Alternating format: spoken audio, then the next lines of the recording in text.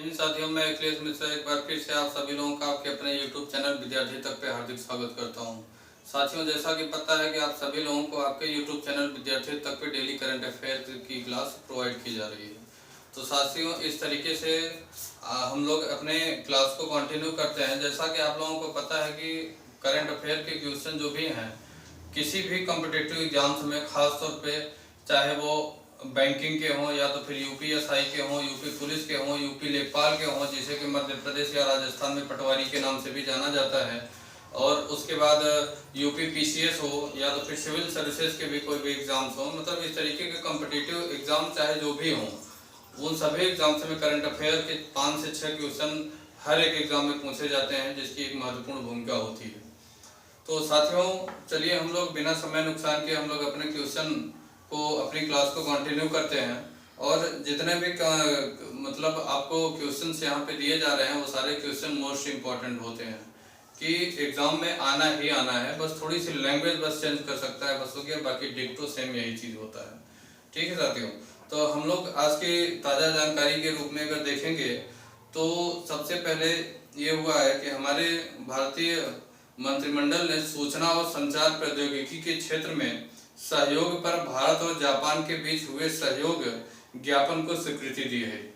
मतलब जो भी मंत्रिमंडल है वो जो कि सूचना और संचार प्रौद्योगिकी के क्षेत्र से जुड़ा हुआ है, भारत और जापान ये दोनों देश सूचना और प्रौद्योगिकी से जुड़े जो भी सहयोग होंगे उसके लिए ज्ञापन में स्वीकृति दी गई है, अर्थात MOU में साइन किया गया है। इसको पहले हम लोग मेन क्वेश्चन के रूप में लिख लेते हैं कि मंत्रिमंडल ने सूचना और संचार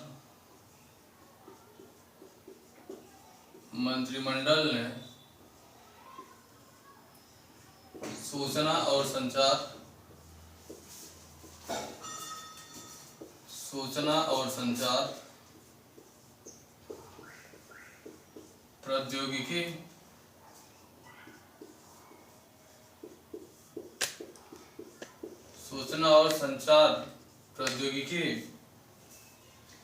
के क्षेत्र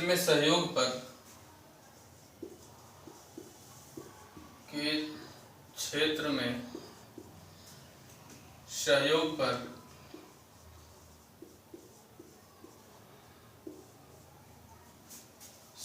पर भारत और जापान ने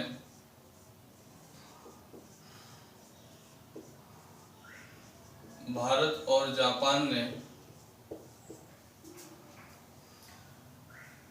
जापान के बीच हुए सहयोग, भारत और जापान के बीच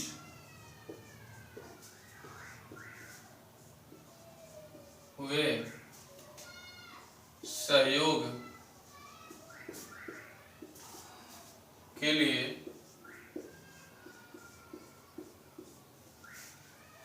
के लिए ज्ञापन को स्वीकृति दी गई है। ज्ञापन को स्वीकृति दी गई है। ज्ञापन को स्वीकृति दी गई है।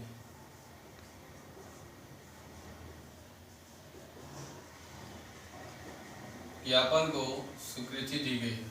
मंत्रिमंडल ने सूचना और संचार प्रौद्योगिकी के लिए सूचना और संचार प्रौद्योगिकी के क्षेत्र में सहयोग के लिए भारत और जापान के बीच हुए सहयोग के लिए ज्ञापन को स्वीकृति दी गई है। साथियों, अगर हम लोग इसकी डिटेल्स की बात करें तो इसकी स्वीकृति से क्या क्या फायदा है, तो इसकी स्वीकृति में दोनों देश के बीच 5G नेटवर्क, दूरसंचार सुरक्षा, सबमरीन केबल अर्थात जो भी समुद्री केबल होंगे उसके लिए, और संचार उपकरण के मानक प्रमाणन के लिए, आधुनिक वायरलेस तकनीक के लिए, जो भी आधुनिक वायरलेस तकनीक होगी उसके लिए, और इसके लिए देखा जाए तो ICT की उपयोगिता, ICT क्षमता निर्माण, सार्वजनिक सुरक्षा और आपदा राहत और आर्टिफिशियल इंटेलिजेंस, स्पेक्ट्रम प्रबंधन, बहुपक्षीय प्लेटफॉर्म पर सहयोग आदि जैसे विभिन्न क्षेत्रों के सहयोग में सहायता मिलेगी। दोनों देश के बीच 5G नेटवर्क, ये जो समझौता ज्ञापन हुआ है, सहयोग ज्ञापन को मंजूरी दी गई है भारत और जापान के बीच, इससे अगर लाभ की बात करें तो इससे लाभ में दोनों देशों को लाभ मिलेगा। 5G नेटवर्क के लिए बात किया गया है, एक दूसरे का सहयोग करेंगे और इसी में दूर संचार सुविधा के लिए भी एक दूसरे का सहयोग करेंगे। सबमरीन केबल अर्थात जो भी समुद्री केबल होगा उसके लिए सहयोग किया जाएगा। संचार उपकरण के मानक प्रमाणन के लिए कि संचार उपकरण का एक मानक प्रमाणन क्या होगा उसके लिए, और सार्वजनिक सुरक्षा एवं आपदा राहत की सार्वजनिक रूप से लोगों की सुरक्षा कैसे किया जाए और आपदा में राहत की बात कैसे की जाए, राहत कैसे लोगों को पहुंचाया जा सके, इसके लिए भी यहाँ पे बात किया गया है। और दूसरी बात यहाँ किया गया है कि ICT क्षमता निर्माण कैसे किया जाए। इस तरीके से बहुपक्षीय प्लेटफॉर्म पर सहयोग आदि विभिन्न क्षेत्रों में सहयोग के लिए यहाँ पे बात की गई है। साथियों अगर और इसमें बात किया जाए तो भारत के लिए वैश्विक मानकीकृत प्रक्रिया से जुड़ने के अवसर मिलेंगे। इससे भारत के लिए वैश्विक मानकीकृत प्रक्रिया से जुड़ने के अवसर मिलेंगे। ICT तकनीक के सहयोग से देश में ICT इंफ्रास्ट्रक्चर को मजबूत बनाने में सहायता मिलेगी।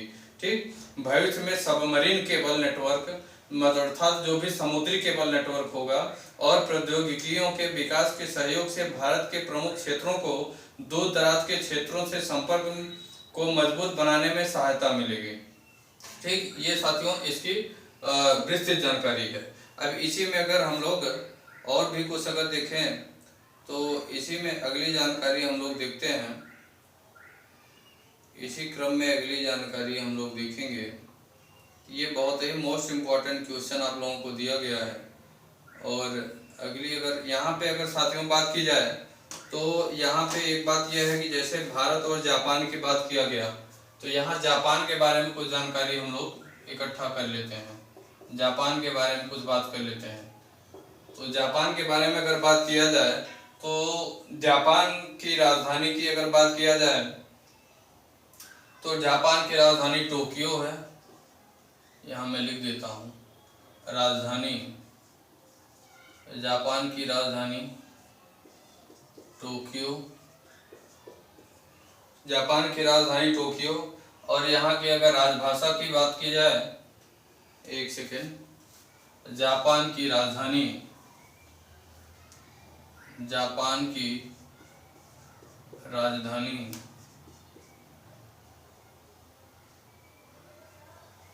जापान की राजधानी टोक्यो।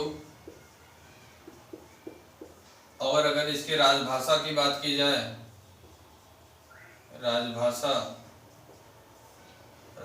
की बात की जाए तो इसकी जापानी भाषा होगी, जापानी राजभाषा होगी, इसकी राजधानी टोक्यो होगी। और अगर सरकार की बात किया जाए तो साथियों यहाँ संसदीय प्रणाली अर्थात संवैधानिक राजतंत्र यहाँ पे चलता है। और यहाँ पे हम जैसे हमारे यहाँ राष्ट्रपति होते हैं उसी प्रकार से यहाँ पे सम्राट होते हैं। ठीक, तो यहाँ के सम्राट की बात किया जाए तो यहाँ के सम्राट नारुहितो हैं, नारुहितो। जापान के सम्राट की बात की जाए तो नारुहितो हैं। और अगर प्रधानमंत्री की बात की जाए, जापान के प्रधानमंत्री की अगर बात की जाए तो जापान के प्रधानमंत्री हैं योशिहिडे सुगा, योशिहिडे सुगा,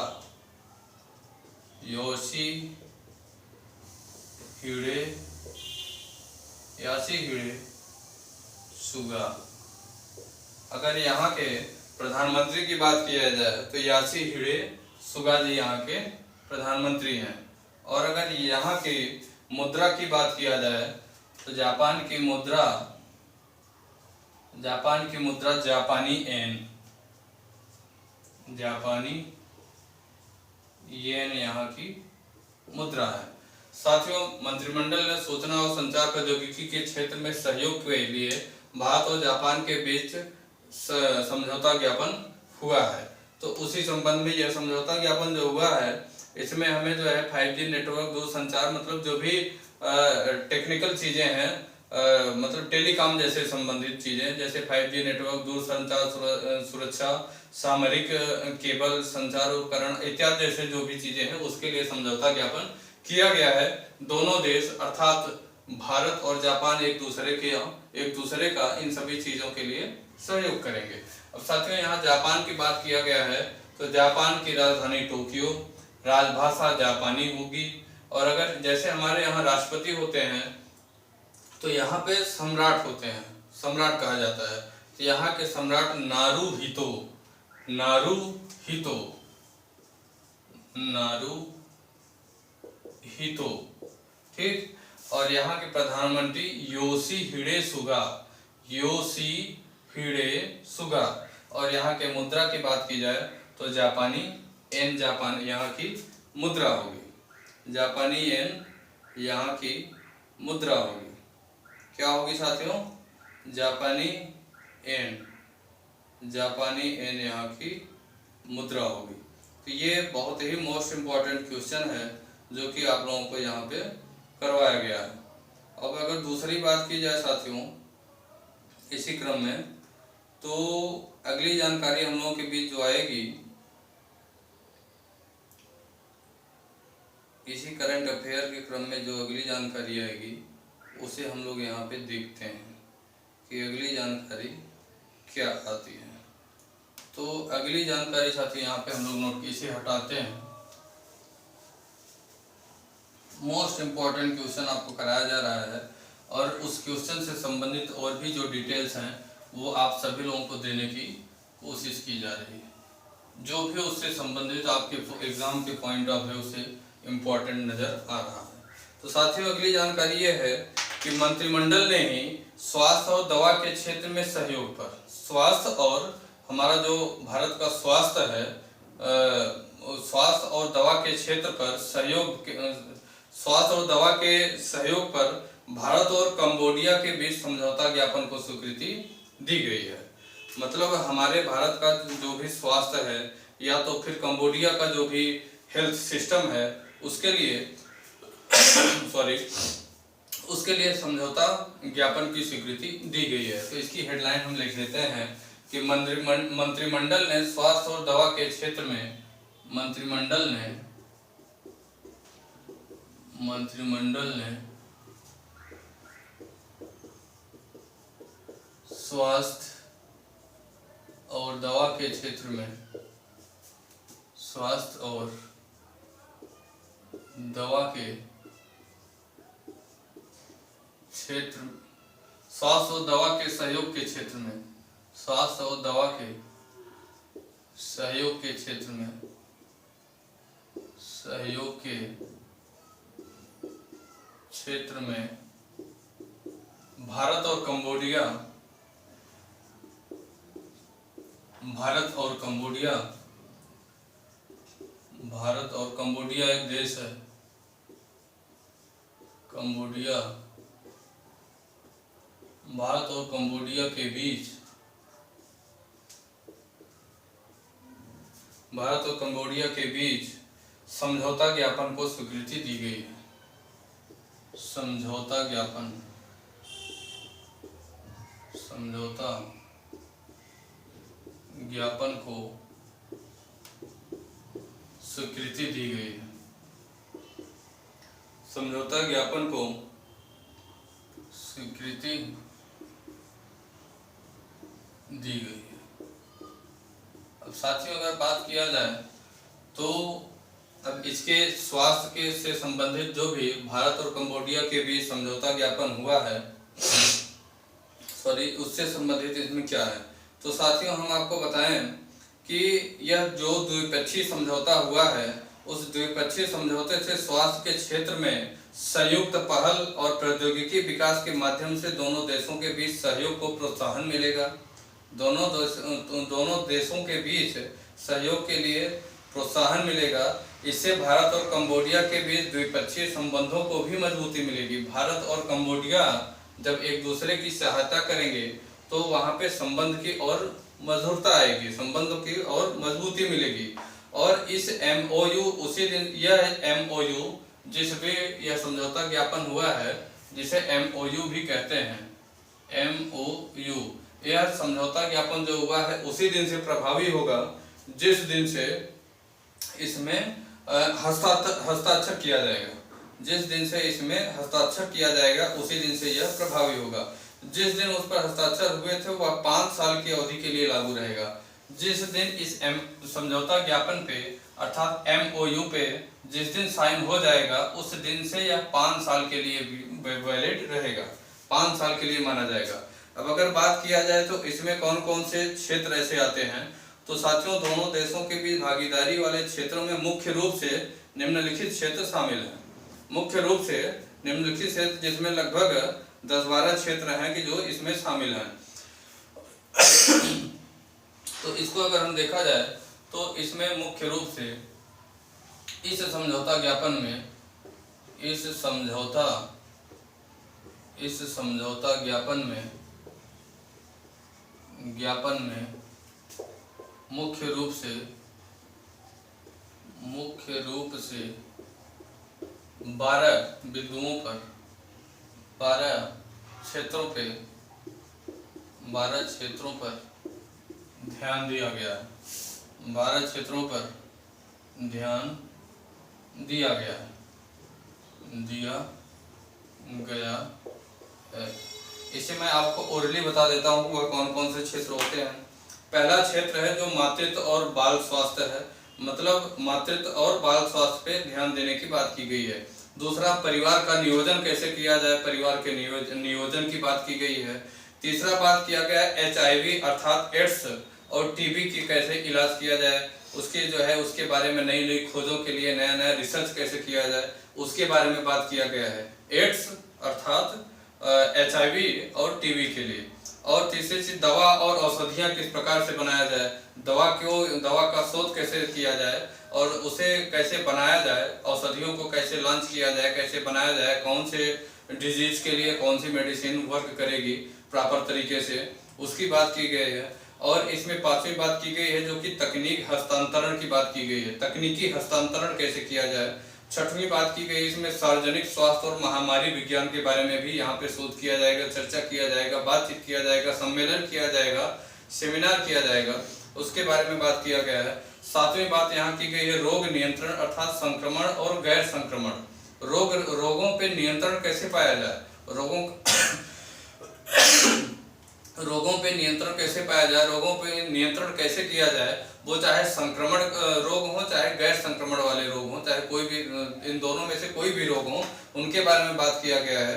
और 8वीं बात यहाँ की गई है चिकित्सा अनुसंधान एवं विकास पे, चिकित्सा अनुसंधान और विकास पे बात किया गया है, जो कि यह कंबोडिया की नेशनल एथिक्स कमेटी की स्वीकृति और भारत में संबंधित विभाग मंत्रालय की मंजूरी पर निर्भर है। मतलब चिकित्सा अनुसंधान एवं विज्ञान पर ये पे जो बात यह पॉइंट रखा गया है, ये दोनों बात दोनों देशों की अर्थात कंबोडिया की नेशनल एथिक्स कमेटी की स्वीकृति चाहिए इसके लिए, और भारत में संबंधित विभाग अर्थात जिस भी चिकित्सा अनुसंधान की बात किया जाएगा, जिस भी क्षेत्र की चिकित्सा की बात, उस संबंधित विभाग या संबंधित मंत्रालय की मंजूरी चाहिए होगी उसके लिए। अगर मंजूरी मिलेगी तभी इस पे बात किया जाएगा, अदरवाइज नहीं। अगली बात यहाँ पे चिकित्सा शिक्षा की बात किया गया है कि चिकित्सा शिक्षा कैसे दिया जाए, अच्छे तरीके से बेहतर तरीके से चिकित्सा शिक्षा कैसे दिया जाए। और अगली बात यहाँ की गई है कि सार्वजनिक स्वास्थ्य के क्षेत्र में स्वास्थ्य कार्यबल पर विकास के लिए भी बात किया गया है। अगली बात यहाँ की गई है क्लिनिकल, पैरा क्लिनिकल और प्रबंधन कौशल की बात की गई है। 12वीं बात की गई है सहयोग का ऐसा कोई भी अन्य क्षेत्र जिस पर मिलकर फैसला किया जा सकता है। बहुत बड़ी बात है, सहयोग का ऐसा कोई भी अन्य क्षेत्र है जिस पे हम दोनों लोग मिलकर काम कर सकते हैं, जिस पर मिलकर फैसला किया जा सकता है, उसके लिए हम लोग काम करेंगे। फिर से बता रहे हैं, मातृत्व और बाल स्वास्थ्य पे की बात किया गया है पहले नंबर, दूसरे नंबर परिवार नियोजन की बात किया गया है, तीसरा नंबर HIV एड्स अर्थात और TB की बात किया गया है, चौथा नंबर दवा और औषधि की बात किया गया है, तकनीक और हस्तांतरण की बात किया गया है, सार्वजनिक स्वास्थ्य और महामारी विज्ञान के बारे में बात किया गया है, रोगों पे नियंत्रण कैसे पाया जाए, वो चाहे संक्रमणकारी रोग हो चाहे गैर संक्रमणकारी रोग हो। 8वीं बात किया गया है चिकित्सा अनुसंधान एवं विकास पे, जो कि कंबोडिया के नेशनल एथिक्स कमेटी और भारत के संबंधित विभाग या मंत्रालय की स्वीकृति के बाद ही किया जाएगा। 9वीं बार चिकित्सा शिक्षा की बात किया गया है। 10वीं बार चिकित्सा स्वास्थ्य के क्षेत्र और स्वास्थ्य कार्यबल पर विकास की बात किया गया है। 11वीं बात क्लिनिकल पैरा क्लिनिकल और प्रबंधन कौशल की बात किया गया है। 12वीं बात ऐसा कोई भी क्षेत्र जिसमें सहयोग के बाद हम दोनों लोग मिलकर फैसला ले सकते हैं, उस क्षेत्र की बात किया गया है। ये साथियों इसमें मंत्रिमंडल स्वास्थ्य और दवा के सहयोग के क्षेत्र में भारत और कंबोडिया के बीच जो भी समझौता ज्ञापन हुआ है उसकी बात की गई है। अब अगर साथियों यहाँ पे कंबोडिया की बात की जा रही है, कंबोडिया के बारे में भी कुछ जानकारी हम लोग रखते हैं। कंबोडिया की बात की जा रही है तो सबसे पहले आपको बताऊं कि कंबोडिया का इससे पहले पूर्व नाम कंपूचिया था। पूर्व नाम कंपूचिया था। कंबोडिया का इससे पहले पूर्व नाम कंपूचिया था। ये पहली जानकारी कंबोडिया के बारे में। दूसरी जानकारी, यहाँ की राजधानी नाम पेन है। यहाँ की राजधानी नाम पेन, ठीक। अब अगर तीसरी बात की जाए, मुद्रा की बात की जाए, कंबोडिया के मुद्रा की अगर बात की जाए तो यहाँ की मुद्रा राइल है। यहाँ की मुद्रा राइल है। और अगर अगली कोई जानकारी मिलती है तो यहाँ की राजभाषा रोमेर है। राजभाषा की बात की जाए, यहाँ की कंबोडिया की राजभाषा रावमेर, कंबोडिया की राजभाषा रावमेर बोलते हैं इसे। और अगली बात की जाए यहाँ तो यहाँ की अर्थव्यवस्था मूल रूप से वस्त्र उद्योग, पर्यटन और निर्माण उद्योग पर आधारित है। यहाँ की जो अर्थव्यवस्था है, कंबोडिया की अर्थव्यवस्था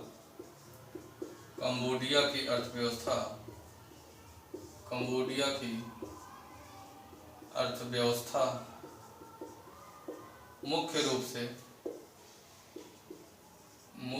से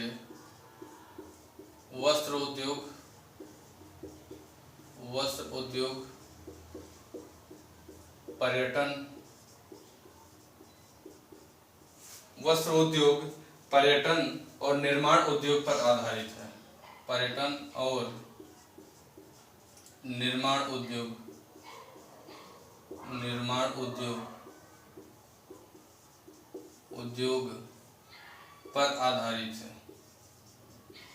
पर आधारित है। ये कंबोडिया के बारे में कुछ विस्तृत जानकारी थी जो कि आप लोगों को यहाँ पे दिया गया। कंबोडिया के बारे में विस्तृत जानकारी आप लोगों को दिया गया, जो कि मोस्ट इम्पॉर्टेंट ये जानकारी है, जो कि हमारे और भारत और कंबोडिया दोनों देशों के लिए जो भी ये समझौता ज्ञापन हुआ है वो अत्यंत महत्वपूर्ण साबित होगा साथियों। बहुत ही मोस्ट इम्पॉर्टेंट जानकारी है जो कि हम लोगों को नोटिस करना चाहिए और कॉम्पिटिटिव एग्जाम्स में पूछे जाने के ज़्यादा से ज़्यादा चांस है इन सभी की। अब साथियों हम लोग अगर अपने अगली जानकारी की बात करते हैं, नेक्स्ट जानकारी, इसे हम साफ करते हैं। आप लोग हो सकता है इसे नोटिस कर लिए होंगे। इसमें जो भी है टोटल 12 क्षेत्रों पे ज़्यादा जोर दिया गया है। भारत और कंबोडिया के बीच दवा और स्वास्थ्य के बारे में जो भी समझौता ज्ञापन हुआ है, MOU पे जो भी साइन किया गया है, उस MOU साइन में टोटल मुख्यतः 12 क्षेत्रों पे ज़्यादा ध्यान दिया गया है। कितने क्षेत्रों पे साथियों? 12 क्षेत्रों पे ज़्यादा ध्यान दिया गया है। अब साथियों इसी में अगर हम लोग अगली जानकारी की बात करें तो अभी हाल ही में अगर बात किया जाए तो गुजरात के पूर्व मुख्यमंत्री केशुभाई पटेल का निधन हो गया है। 92 साल के थे वो। गुजरात के जो पूर्व मुख्यमंत्री थे केशुभाई पटेल, उनका 92 साल की उम्र में निधन हो गया। गुजरात के पूर्व मुख्यमंत्री केशुभाई पटेल, गुजरात के पूर्व मुख्यमंत्री, गुजरात के पूर्व मुख्यमंत्री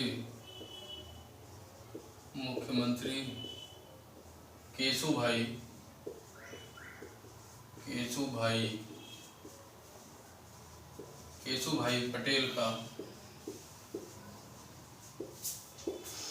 92 वर्ष की आयु में 92 वर्ष की आयु में निधन हो गया।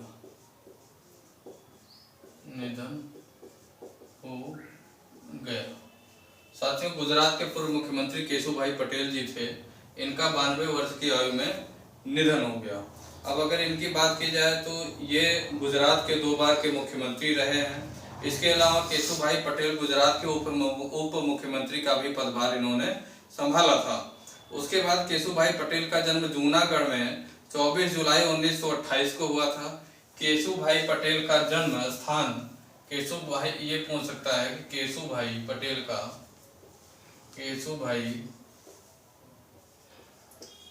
का जन्म स्थान गुजरात के जूनागढ़ जिले में हुआ था। ये किसान फैमिली से बिलोंग करते थे और किसानों के लिए इन्होंने अपनी बहुत बड़ी भूमिका भी निभाई है। वे काफी कम उम्र में ही राष्ट्रीय स्वयंसेवक संघ को ज्वाइन कर लिया था। केशुभाई पटेल ने साल 2012 में बीजेपी को छोड़ दी थी और अपनी नई पार्टी गुजरात परिवर्तन पार्टी बनाई थी। हालांकि साल 2014 में केशुभाई पटेल ने अपनी पार्टी का विलय फिर से बीजेपी में कर लिया था। केशुभाई पटेल ने 2012 में बीजेपी को छोड़ा था और अपनी नई पार्टी गुजरात परिवर्तन पार्टी बनाई थी। अगली जानकारी साथियों भारत से संबंधित है कि भारत ने मध्य एशिया देशों में प्राथमिकता वाली विज्ञान परियोजनाओं के लिए 1 अरब अमेरिकी डॉलर की आर्थिक सहायता देने की घोषणा की है। अगली जानकारी हम लोग फिर से लिखते हैं, बहुत फास्ट लिखते हैं, टाइम क्लॉक बहुत लंबी हो जा रही लगता है, सब आप लोग भी उग रहे होंगे कि भारत ने मध्य एशिया देशों में मध्य एशिया देशों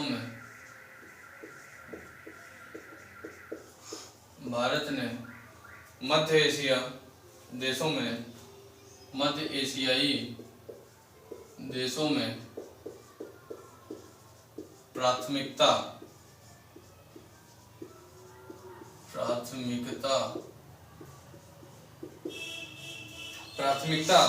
वाली विकास परियोजनाओं के लिए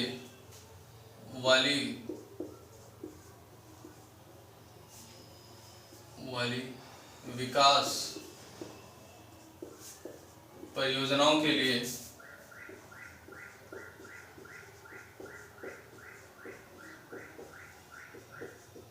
परियोजनाओं के लिए 1 अरब अमेरिकी डॉलर की आर्थिक सहायता 1 अरब अमेरिकी डॉलर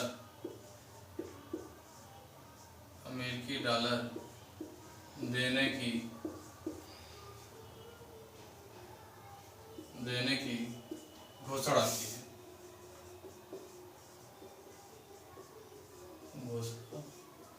की है। और इससे संबंधित थोड़ी जानकारी और डिटेल में देते हैं कि भारत ने आतंकवाद और उग्रवाद की आम चुनौतियों का सामना करने सहित संसाधन समृद्ध इस क्षेत्र के साथ सहयोग को और विस्तार देने की भी प्रतिबद्धता जताई है। भारत मध्य एशिया वार्ता की दूसरी बैठक के दौरान भारत द्वारा वित्तीय सहायता की राशि के संबंध में घोषणा की गई। इस राशि की जो घोषणा की गई है वो भारत मध्य एशिया वार्ता के दूसरे बैठक के दौरान की गई है। तो साथियों ये कुछ महत्वपूर्ण इंपॉर्टेंट जानकारी थी। इसी के साथ मैं क्लास को ओवर करता हूँ, फिर अगले क्लास आप लोगों को नई जानकारी के साथ मैं लेके आऊँगा। अगर आप लोग हमारे YouTube चैनल पे नए हैं तो हमारे YouTube चैनल विद्यार्थी तक को सब्सक्राइब करिए और क्लास को ज़्यादा से ज़्यादा